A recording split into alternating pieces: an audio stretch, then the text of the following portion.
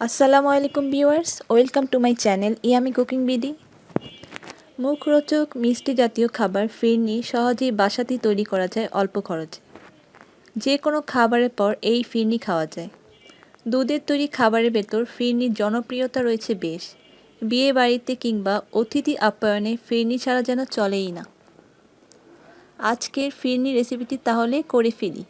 পোলাওয়ের চাল 1 কাপ, কিশমিশ 2 টেবিল চামচ, দুধ 1 লিটার, কাঠবাদাম ও পেস্তা বাদামের কুচি 2 টেবিল চামচ, জাফরান আধা চা চামচ,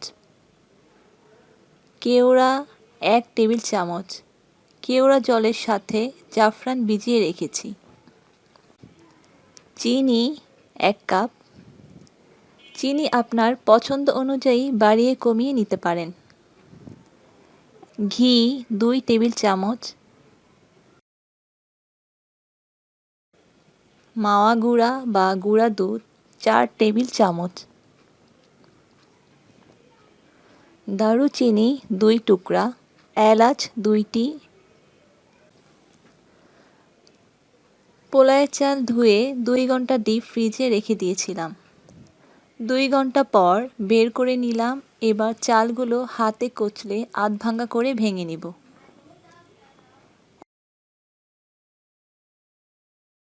এখন চুলায় হাঁড়ি বসিয়ে 1 লিটার লিকুইড দুধ দিয়ে দিলাম। আপনারা চাইলে এখানে গুঁড়া দুধ ব্যবহার করতে পারেন। 1 কাপ গুঁড়া দুধের জন্য 2 কাপ পানি দিবেন। দুধ গরম হয়ে এলে এবার দিব এলাচ ও দারুচিনি। এখন দুধ বলক আসা পর্যন্ত অপেক্ষা করব। দুধ বলক চলে আসলে আধা ভাঙা করে রাখা চালগুলো দিয়ে দিব। চালগুলো দিয়ে নাড়তে থাকবো যাতে দলা বেঁধে না যায়। এই পর্যায়ে দিয়ে দিব 1 টেবিল চামচ চিনি। এই চিনিটা ব্যবহার করার কারণ হচ্ছে চালগুলো যেন দলা বেঁধে না যায়। চুলার সামনে দাঁড়িয়ে থেকে রান্না করতে হবে পায়েসটি। ভালোভাবে নেড়ে দিয়ে ঢাকনা দিয়ে ঢেকে 20 থেকে 26 মিনিট রান্না করতে হবে।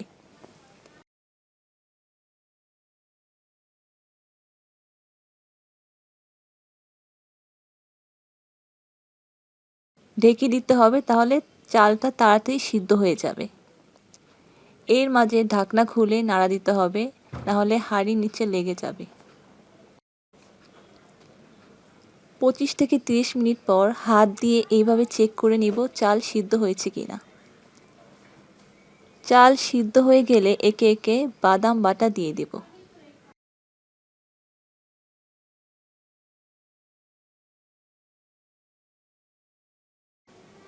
এই পর্যায়ে গুঁড়া দুধগুলো অল্প পানি দিয়ে গুলিয়ে নিয়ে ফিরনিতে দিয়ে মিশিয়ে নিব।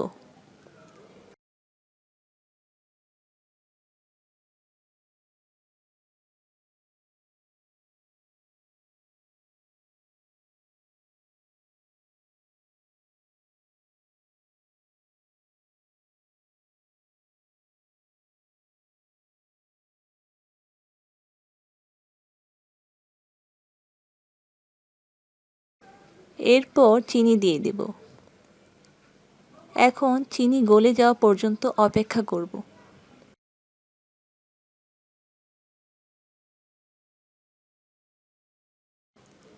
চিনি গলে গিয়ে ফিরনি ঘন হয়ে এলে এখন জাফরান ও কেওড়া পানি দিয়ে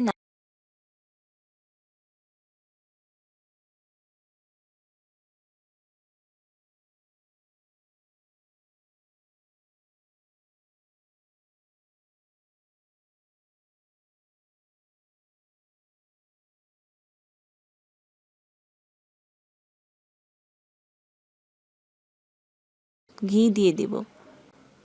ঘি মেশানো হয়ে গেলে সব শেষে কিশমিশ দেব।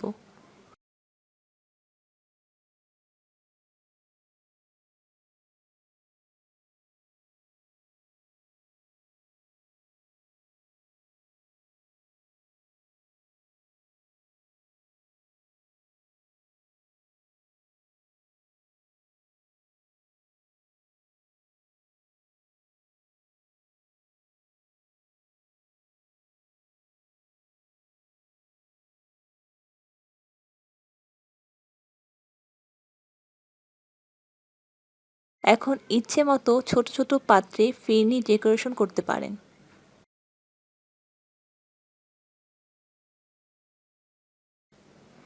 পরিবেশন পাত্রে ঢেলে কিশমিশ পেস্তা বাদামের কুচি দিয়ে সাজিয়ে ঠান্ডা করে শাহি ফিরনি পরিবেশন করব। আমার রেসিপিটি যদি ভালো লেগে থাকে আমার চ্যানেলটি অবশ্যই সাবস্ক্রাইব করবেন এবং বন্ধুদের সাথে শেয়ার করবেন রেসিপিটি। একটি লাইক দিয়ে আমার পাশে থাকবেন।